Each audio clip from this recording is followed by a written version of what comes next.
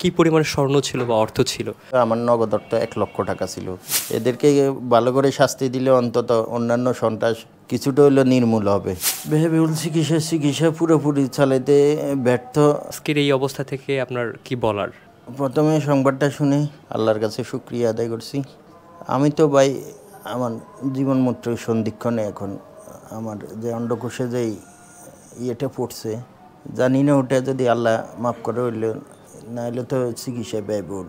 এই চিকিৎসা ব্যয়বহুল বর্তমানে আমার পরিবারের পক্ষে খরচ যোগান খুবই টাফ। আমি যদি স্বর্ণগুলো যদি ফেরত পাই, মিডিয়া সেন্টার তো অনেক কিছু বলতেছে, যদি স্বর্ণগুলো অন্তত ফেরত পাই, তারপরে বাচ্চাদেরকে নিয়ে কোনো রকম ব্যবসা করে আমার দিনকাল আমি চলতে পারবো আশা করি, যদি সম্পূর্ণ মাল উদ্ধার করে পাই। এখন তো মিডিয়া তো জানাই না যে কতটুকু উদ্ধার করছে, কী আসে বিষয়ে। প্রশাসনের কাছে আপনার কি চাওয়া? প্রশাসনের কাছে আমার চাওয়া হলো মানুষের জননিরাপত্তা দিতে হবে। প্রথমে আমার মালগুলো উদ্ধার করার খুবই জরুরি, কারণ আমার তো আর কোনো ইনকাম নেই। আমি একক সংসারে একক ইনকাম করার লোক। আমার মেয়েটা ভার্সিটিতে ভর্তি করাবো। আমার 3টে সন্তান, 2টে মেয়ে, একটা ছেলে। ছেলেটা ক্লাস 8-এ পড়ে আর ছোটো মেয়েটা ক্লাস 1-এ পড়ে। এই ঈদে জামা জুতো অ্যাক্সেসরিজের ডিসকাউন্ট।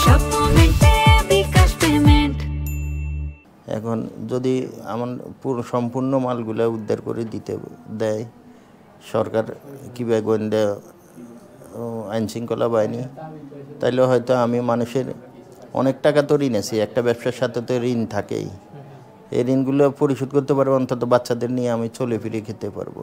ব্যয়বহুল চিকিৎসা পুরোপুরি চালাইতে ব্যর্থ।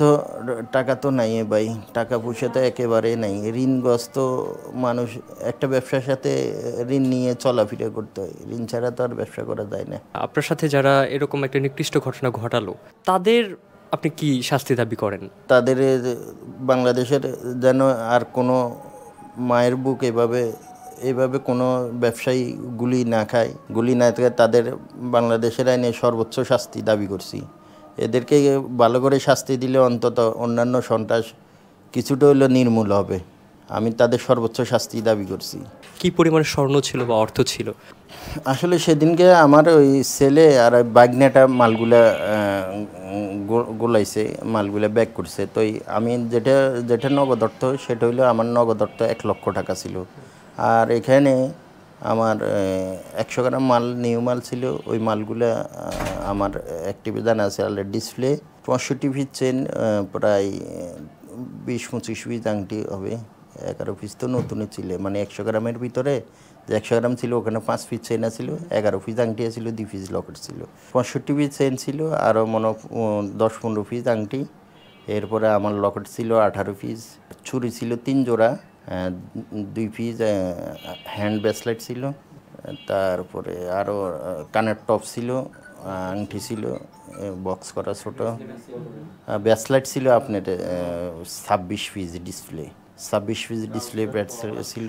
আমি প্রত্যেকটি মালের ছবি আমার কাছে আছে। অবশ্যই আমার মাল আমাকে হুবহু করে ফেরত দেওয়ার দরকার, যেহেতু আমি তো এখন তো ছিলাম সুস্থ মানুষ, এবং আমার এখন নিচে যে সমস্যাটা, এই সমস্যাটা যদি আল্লাহ মাফ করলো, না হলে তো আমার উন্নত বিশ্বে যাই চিকিৎসা নিতেই হবে। তাতে তো ব্যয়বহুল খরচ, অনেক ব্যয়বহুল খরচ।